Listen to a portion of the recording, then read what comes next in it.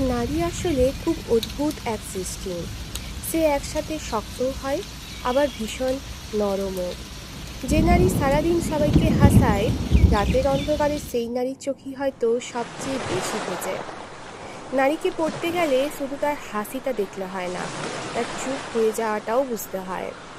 কারণ একজন নারী যখন বদলে যায় তখন সে হঠাৎ বদলায় না।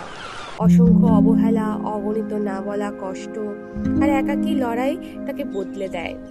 সে বারবার ভাঙে, তবু কাউকে বুঝতে দেয় না। কারণ নারী জানে, নিজের কান্না নিজেকেই মুছতে হয়। নারী খুব সহজেই মায়া দিয়ে একটা ভাঙা মানুষকে গড়ে তুলতে পারে।